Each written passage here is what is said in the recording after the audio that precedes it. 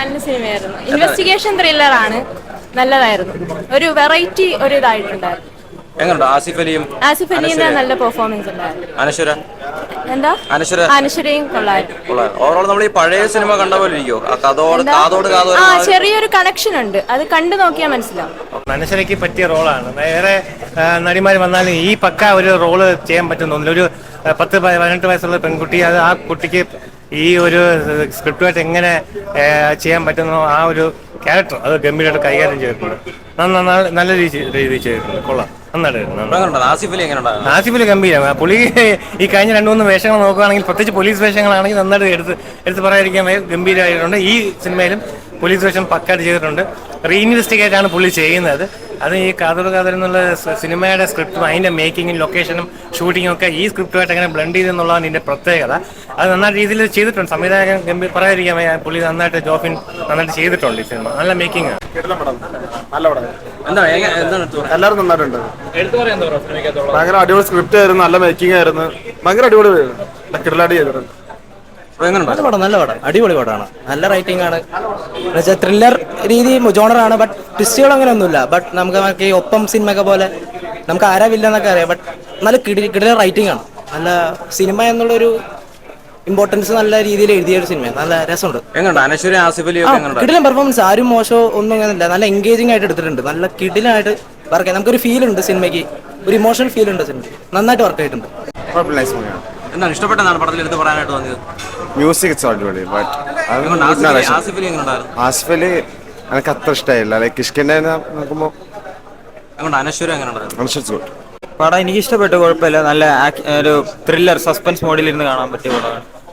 ആസിഫ് അലിയുടെ ആക്ടിങ് കുറച്ചുകൂടി ഇമ്പ്രൂവ് ആയിട്ടുണ്ട്. അനശ്വരയൊക്കെ കൊള്ളാം. സസ്പെൻസ് ആണ് പടം. സസ്പെൻസ് ആണ്. ഗംഭീരമായിരുന്നു. ഇപ്പോൾ പറഞ്ഞത് പോലെ തന്നെ ബാക്കി ഈ വർഷത്തെ ആദ്യത്തെ ഹിറ്റാവും, ആദ്യത്തെ സൂപ്പർ ഹിറ്റ് ആവും തന്നെയാണ് പ്രതീക്ഷ. പിന്നെ എന്താ പറയണ്ടേ, കാണാൻ വരുന്നവരടുത്ത് പറയുന്ന ബ്ലാങ്ക് ആയിട്ട് വരിക. പിന്നെ കാതോരം കണ്ടിട്ടില്ലാത്തവരെ പാട്ടെങ്കിലും കാണുക. പാട്ടിൻ്റെ റെഫറൻസിലാണ് പടം പോകുന്നത്.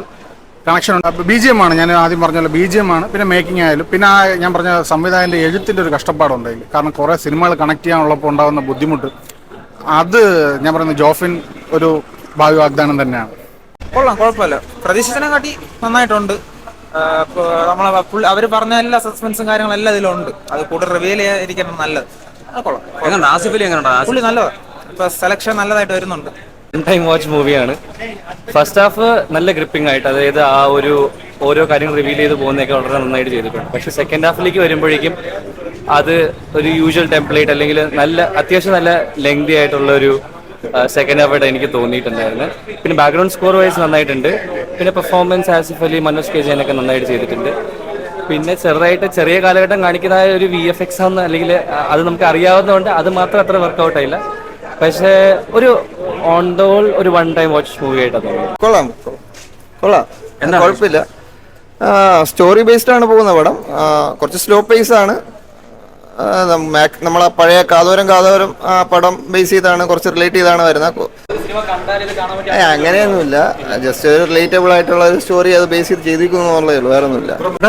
പടം കൊള്ളാം ബ്രോ. നമ്മളെല്ലാം പ്രദേശം മലയാള സ്വഭാവമാണ്. കമ്പാരിസൺ, അതായത് ഈ മുൻപുള്ള പടം വെച്ച് പുള്ളിയുടെ കൃഷ്ണനെ കാണാൻ തലവനിച്ച് കമ്പയർ ചെയ്യാൻ പറ്റില്ല. എന്നാലും കൃഷ്ണന്റെ കണ്ടം പോലെ ഒരു ഹിസ്റ്ററി ഫീലുണ്ട്. ടോട്ടല് പടം കൊള്ളാം, പടം നന്നായിട്ടുണ്ട്. പിന്നെ കുറേയൊക്കെ നമ്മളെ പണ്ടത് 10-30-40 വർഷം മുന്നുള്ള സിനിമയിൽ നിന്ന് എടുത്ത ചെറിയ കണ്ടന്റ്സ് ആണ്. റിയൽ ലൈഫ് നടന്നതോ പേരൊക്കെ മാറ്റി ആ ഒരു നിന്നുള്ള കാര്യമാണ്. പക്ഷെ അത് നന്നായിട്ടുണ്ട്. പിന്നെ അവിടെ ചില ഈ സിനിമ തന്നെ ഇപ്പം സജീവമായിട്ടുള്ള ഒരു വലിയ നടനും ഒരു വലിയ ഡയറക്ടറും അഭിനയിക്കുന്നുണ്ട്. അത് കുറേയൊക്കെ ഇതാണ്. കാരണം സ്പോയിലർ ആവുമെന്ന് പറഞ്ഞു, നിങ്ങൾ വേണം കേട്ടാൽ മതി. കാതോരം സിനിമയുടെ ഫ്യൂറ്റി പറ്റിയാണ് ഫുള്ള്. അപ്പം അതിൽ കുറേ ക്രെഡിറ്റ്സ് ലാസ്റ്റ് ഉണ്ട്. പക്ഷേ പടം കൊള്ളാം. കമ്പാരിസൺ പടം വെച്ച് കൊള്ളാം. ബ്രോ കൊള്ളാം ബ്രോ. എനിക്ക് പുള്ളിക്കാരിയുടെ ഞാൻ പറയാൻ പറഞ്ഞു പലരും ഹിസ്റ്ററി ഫീലിങ്. കാരണം എന്താണ് നമ്മുടെ ട്രെയിലറിൽ അങ്ങനെയാണല്ലോ ഒരു ഫീലിങ്. പക്ഷേ കൊള്ളാം, സംഭവം കൊള്ളാം. പിന്നെ അവസാനം എനിക്ക് പേഴ്സണൽ ഒരു ചോദിച്ചിഹ്നം പോലെയാണ് കൊണ്ട് നിർത്തിയത്. ആക്കി കുഴപ്പമില്ല. ഓക്കെ, ഒരു എബോറിഷ് നല്ല മേക്കിംഗ് ആയിരുന്നു, നല്ല പെർഫോമൻസസ് ഒക്കെ ആയിരുന്നു. ആസിഫ് അലി എങ്ങനെ ഉണ്ടായിരുന്നു? പെർഫോമൻസ് ഒക്കെ അടിപൊളിയാണ്. ആസിഫ് അലി, അനശ്വരയൊക്കെ അടിപൊളിയായിട്ട് അഭിനയിച്ചിട്ടുണ്ട്. പക്ഷേ ഒരു ത്രില്ലർ എന്നൊരു ഡ്രാമയായിട്ടാണ് കുറച്ചുകൂടെ തോന്നിയത്. ഹൈ മൊമെന്റ്സ് ഒക്കെ ഭയങ്കര കുറവാണ്, പക്ഷെ എന്നാലും കൊള്ളാം. നശ്വര അടിപൊളിയായിരുന്നു. ആസിഫിലും ലീഡ് ക്യാരക്ടേഴ്സ് എല്ലാം അടിപൊളി ആക്ടിങ് ആണ്. അടിപൊളി പടം, നല്ല പടം, കൊള്ളാം. ആസിഫലി അടിപൊളിയാണ്. അല്ല, സാധാരണ രീതിയിൽ തന്നെ കൊള്ളാം, കുഴപ്പമില്ല, കുഴപ്പമില്ലാതെ ഉള്ളൂ. എന്താണ് ഇഷ്ടപ്പെട്ട എന്താണ് പടത്തിൽ എന്താണ് ഇഷ്ടപ്പെട്ടത്? ആവറേജ്, കുഴപ്പമില്ല, ഇത്രയേ ഉള്ളൂ. എന്നിട്ട് എല്ലാരും നല്ല പെർഫോമൻസ് ആയിരുന്നു. നല്ല പടമായിരുന്നു. എന്താണ് ഇഷ്ടപ്പെട്ടതാണ് പടത്തില്?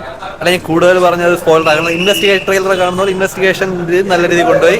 ആസിഫിക്കയുടെ കിഡ്ലം പെർഫോമൻസ് എല്ലാം നല്ല. എങ്ങനെയുണ്ട് അനശ്വര? എങ്ങനെ ഉണ്ടായിരുന്നു? അനശ്വര നൈസായിരുന്നു. ഒരു പഴയ പടം കണ്ട ഫീൽ കിട്ടും. അതും ഇതുമായിട്ട് ബ്ലെൻഡ് ചെയ്യോ? കാതോട് കാതോരം ആ ഒരു ഇത് എലമെന്റ്സ് ഒക്കെ നല്ല രീതിയിൽ തന്നെ ബ്ലെൻഡ് ആയി വന്നിട്ടുണ്ട്.